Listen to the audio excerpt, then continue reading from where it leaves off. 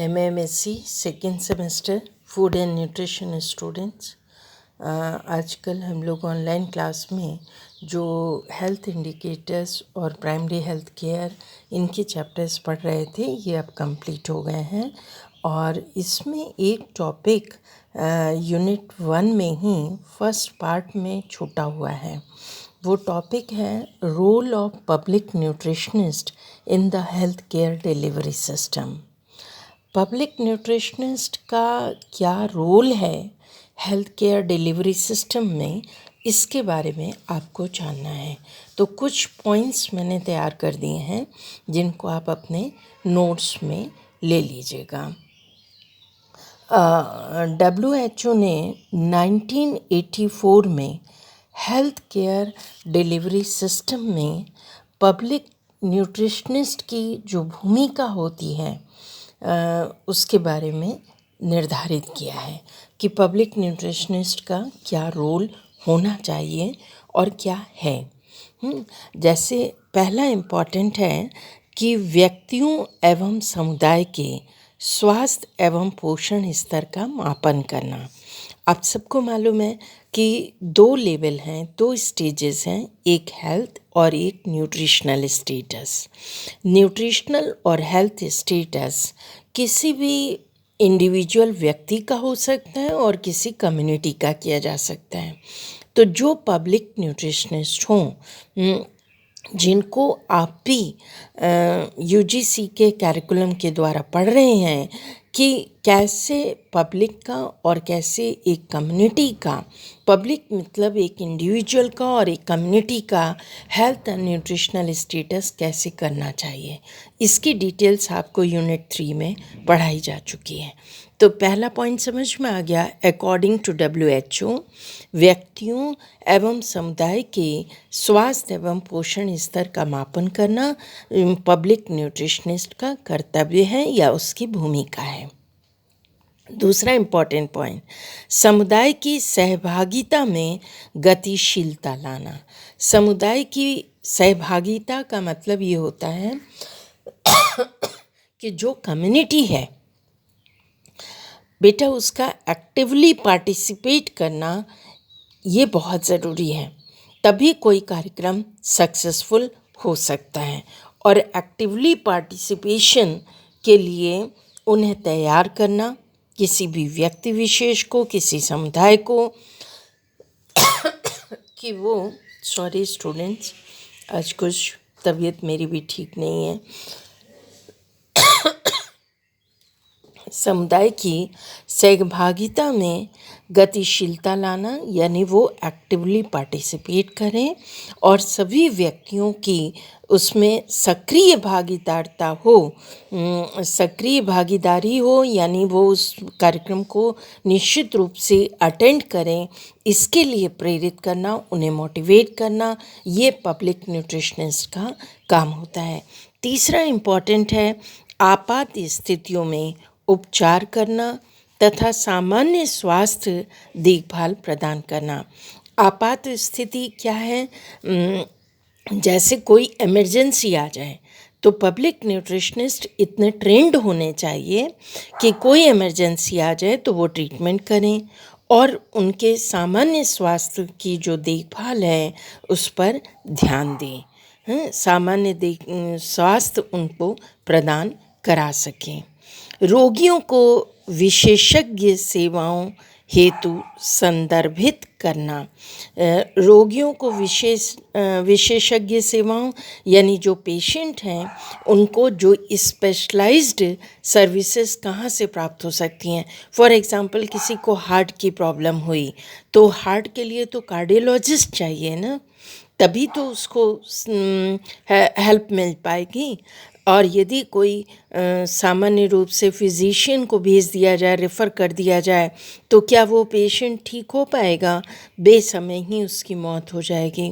तो विशेषज्ञ सेवाएं जो हैं वो रोगियों को प्रदान कराने के लिए उनको रेफ़र करना, परामर्श प्रणाली का पालन करना, और इसके साथ साथ परामर्श प्रणाली का मतलब है उनको एडवाइस देना। ये बात समझ में आ गई कि जो भी इमरजेंसी वाले पेशेंट हैं और जिस तरह की भी डिजीज़ हैं उनको उस तरह की विशेषज्ञ सेवाएं प्रदान कराने के लिए रेफ़र कराना, ये बहुत इम्पॉर्टेंट पॉइंट है। नेक्स्ट इम्पॉर्टेंट जो पॉइंट आते हैं वो है महामारी संबंधी निगरानी रखना। जैसे आजकल कोविड-19 का टाइम चल रहा है, तो कहाँ कहाँ ये केसेस ज़्यादा हो रहे हैं, क्यों हो रहे हैं, क्या कारण है, कैसे हम इनको कंट्रोल कर सकते हैं। तो ये है महामारी संबंधी निगरानी रखना, यानी उसके ऊपर पूरा ध्यान देना। नेक्स्ट पब्लिक न्यूट्रिशनिस्ट का जो रोल आता है वो है स्वास्थ्य कार्यकर्ताओं का प्रशिक्षण एवं निरीक्षण करना। जो भी हेल्थ वर्कर्स होते हैं, पैरामेडिकल हेल्थ वर्कर्स, उसमें एमओज भी आते हैं, एलएचवीज आती हैं, एएनएम आते हैं, टीवीएस आते हैं, बीई आते हैं।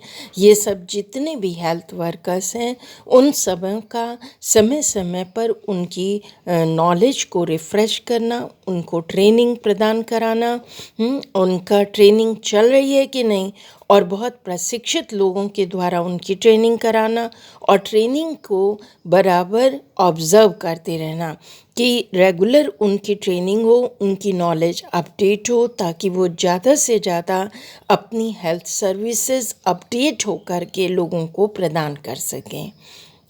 अन्य विकास कार्यक्रमों से समन्वय रखना। अन्य विकास कार्यक्रम मतलब देश में जितने भी हेल्थ से रिलेटेड डेवलपमेंट प्रोग्राम्स हो रहे हैं उनके साथ कोऑर्डिनेट रखना, उनके बारे में जानकारी प्राप्त करते रहना और पब्लिक तक पहुंचाते रहना, ये पब्लिक न्यूट्रिशनिस्ट का काम होता है। प्राथमिक स्वास्थ्य देखभाल की प्रगति पर निगरानी रखना। अब जो हेल्थ केयर सेंटर हैं वो कैसे डेवलप कर रहे हैं, किस तरह काम कर रहे हैं, वहाँ सारी साफ़ सफाई से ले कर के सारी सुख सुविधाएं हैं या नहीं।